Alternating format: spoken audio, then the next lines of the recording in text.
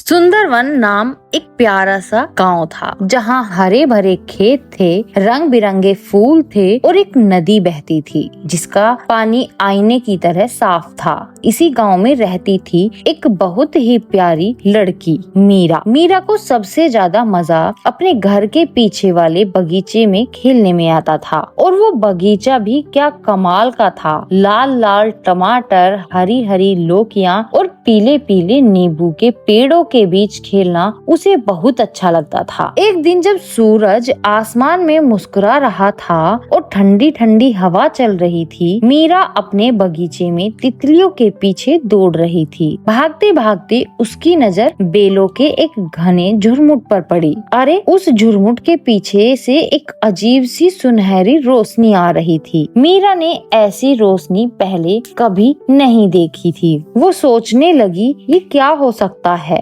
और फिर दबे पांव वो धीरे धीरे उस झुरमुट की ओर बढ़ने लगी। उसने जैसे ही पत्तों को हटाया, जो देखा उसे देखकर तो उसकी आंखें खुली की खुली रह गई। वहाँ एक बड़ा सा गोल मटोल कद्दू था, पर ये कोई मामूली कद्दू नहीं था। वो तो अंदर से एक सुनहरे दिए की तरह चमक रहा था, और उससे एक मीठी गुनगुनाती हुई धुन भी निकल रही थी। एक पल के लिए तो मीरा को लगा कि वो कोई सपना देख रही है। उसने अपनी आंखें मली, लेकिन नहीं, कद्दू तो अब भी वहीं था, चमकता हुआ और गुनगुनाता हुआ। डर और हैरानी के साथ मीरा ने अपना हाथ धीरे से आगे बढ़ाया और कांपते हुए उस कद्दू को छुआ। जैसे ही उसकी उंगली कद्दू को लगी, उसकी रोशनी और भी तेज हो गई और एक गर्मजोशी का एहसास मीरा के पूरे शरीर में फैल गया। कद्दू धीरे से हिला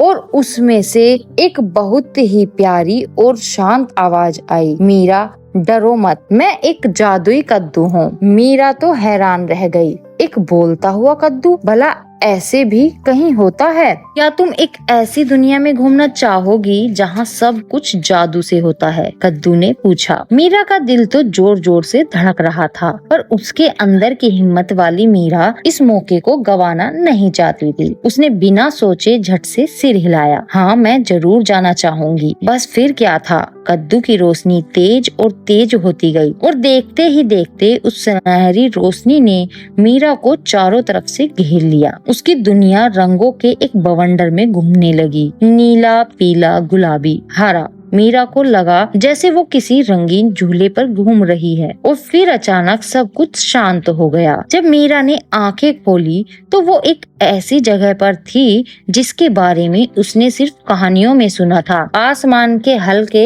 बैंगनी रंग का था और बादल रुई के गोलों के जैसे लग रहे थे। पेड़ों की पत्तियां चांदी की तरह चमक रही थी और हवा में मीठे फूलों की खुशबू घुली हुई थी। लेकिन सबसे हैरान करने वाली चीज तो कुछ और ही थी। मीरा ने देखा कि आम के पेड़ों पर लगे आमों के छोटे छोटे पंख थे और वे सुनहरी चिड़ियों की तरह हवा में उड़ रहे थे। वो एक दूसरे का पीछा करते, कलाबाजियां खाते और अपने पीछे सुनहरी धूल छोड़ जाते। मीरा ये देखकर खिलखिला उठी। वो थोड़ा और आगे बढ़ी तो उसे खरगोशों का एक झुंड दिखा, पर ये भी कोई ऐसे वैसे खरगोश नहीं थे। उन्होंने रंग बिरंगी जैकेट पहनी रखी थी और कुछ ने तो छोटी छोटी ऐनक भी लगा रखी थी। उनमें से एक खरगोश, जिसने नीली जैकेट पहनी थी, फुदकता हुआ मीरा के पास आया। नमस्ते, मेरा नाम चीकू है, उसने अपनी पतली सी आवाज में कहा। जादुई बाग में तुम्हारा स्वागत है।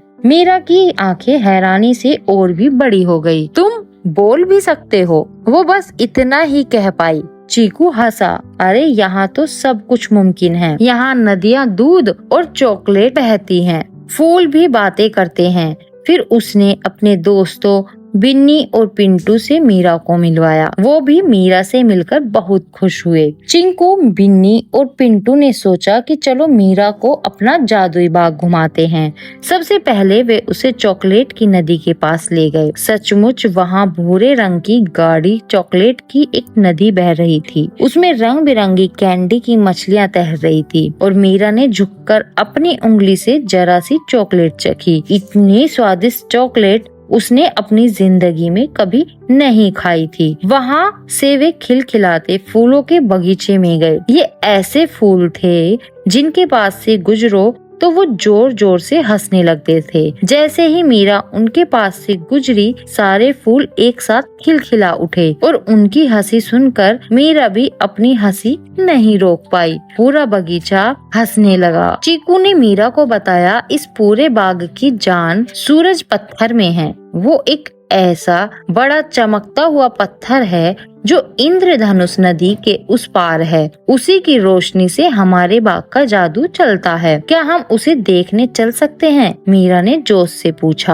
हाँ हाँ, क्यों नहीं, तीनों खरगोश एक साथ बोले। उनका सफर बड़ा मजेदार था। उन्होंने गाते हुए पंछियों के साथ गाना गाया और बड़े बड़े उछलने वाले मशरूम के पीछे लुका छिपी भी खेली। मीरा को लग रहा था जैसे वो किसी सपने में आ गई, जहाँ हर कोने में बस खुशी और हैरानी है। उसे अपने नए दोस्त बहुत अच्छे लग रहे थे और ये जादुई दुनिया उसे अपनी सी लगने लगी थी। हंसते खेलते वे सब इंद्रधनुष नदी के किनारे पहुँचे, लेकिन वहाँ पहुँचते ही सबकी हंसी और सारा जोश गायब हो गया। उनके सामने एक बहुत बड़ी मुश्किल खड़ी थी। नदी के ऊपर बना खूबसूरत पुल जो चांद की किरणों से बना था, बीच से टूटा हुआ था। उसका एक बड़ा हिस्सा गायब था और नीचे नदी का पानी बहुत तेजी से बह रहा था। पुल के बिना नदी पार करना नामुमकिन था। सारे जानवर घबरा गए। अरे नहीं, विनी रोते हुए बोली, अब हम सूरज पत्थर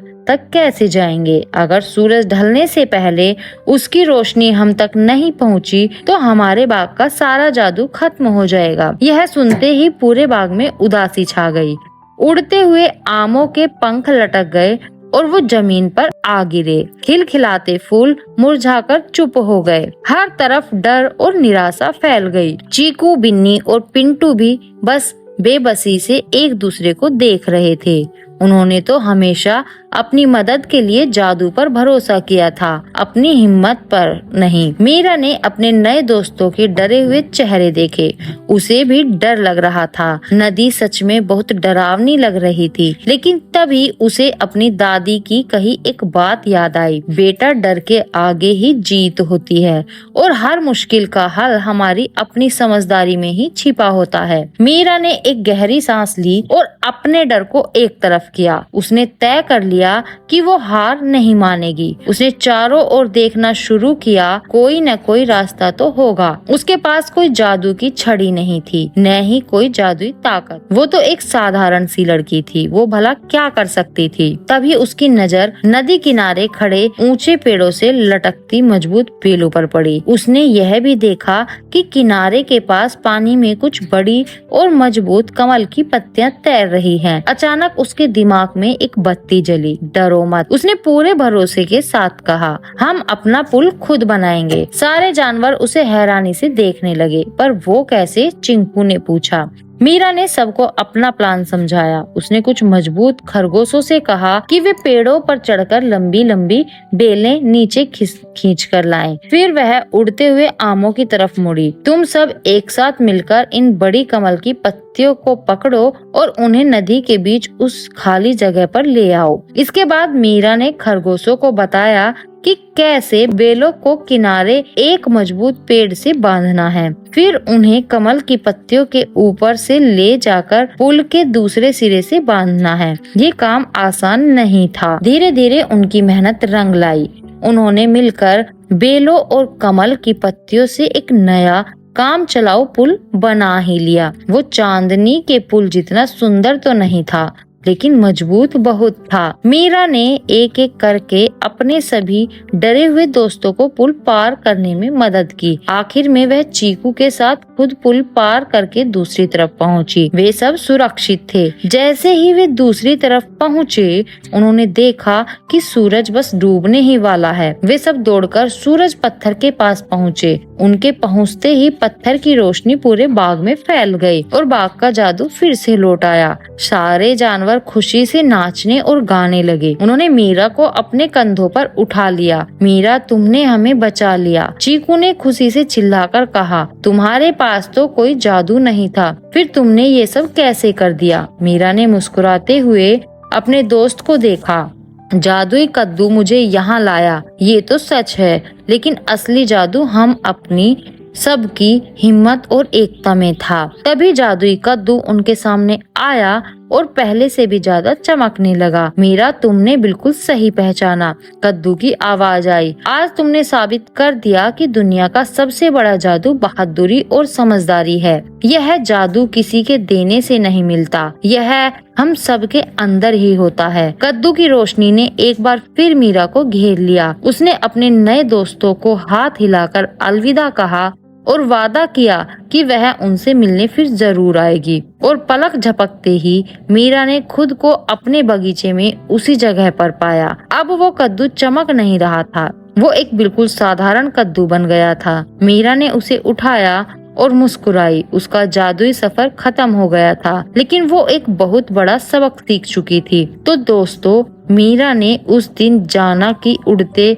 हुए आम और बोलते हुए खरगोश भले ही जादुई थे, पर असली और सबसे ताकतवर जादू तो उसके अपने अंदर ही था, उसकी बहादुरी और उसकी समझदारी में। इस कहानी से हमें यही सीख मिलती है कि जब भी जिंदगी में कोई मुश्किल आए तो हमें डरना नहीं चाहिए। हमें मीरा की तरह हिम्मत और अकल से काम लेना चाहिए, क्योंकि जब दिल में बहादुरी हो और दिमाग में समझदारी, तो बच्चा अपने आप में एक जादूगर होता है और किसी भी मुश्किल को पार कर सकता है। अगर आपको मीरा और उसके जादुई दोस्त की यह कहानी पसंद आई हो तो वीडियो को लाइक करना ना भूलें, इसे अपने दोस्तों के साथ शेयर करें और ऐसी ही और भी मजेदार और सीखने वाली कहानियों के लिए हमारे चैनल को सब्सक्राइब जरूर करें। हम आपसे अगली कहानी में मिलेंगे।